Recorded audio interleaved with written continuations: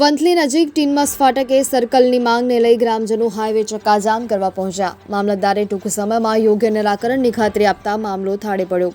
Jetpur Somnath highway પર વંથલી નજીક આવેલ ટીનમસ ફાટકે અવારનવાર અકસ્માતોના બનાવોને લઈ ગ્રામજનો દ્વારા સર્કલની માંગ સાથે કલેક્ટર, મામલતદાર અને કાર્યપાલક ઇજનેરને રજૂઆત કરી હતી, પરંતુ યોગ્ય કાર્યવાહી ન કરાતા ટીનમસ ગ્રામજનો જેતપુર સોમનાથ નેશનલ હાઈવે ચક્કાજામ કરવા ટીનમસ ફાટકે એકઠા થયા હતા. ડીવાયએસપી સિરોયા સહિતનો પોલીસ કાફલો પણ મોટી સંખ્યામાં ઘટના સ્થળે પહોંચ્યો હતો.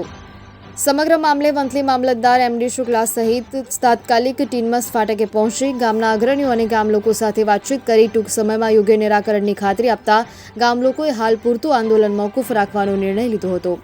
જૂનાગઢ સોમનાથ નેશનલ હાઈવે પર આવેલ ટીનમસ ફાટકે સર્કલની માંગને લઈ ગ્રામજનો આંદોલન અર્થે પહોંચ્યા હતા. ત્યારે નેશનલ હાઈવે, રેવન્યુ અને પોલીસની ટીમ સાથે આજે સ્થળે આવી ગ્રામજનોને સમજાવી નિયમોનું પાલન કરવા સમજાવવામાં આવેલ છે.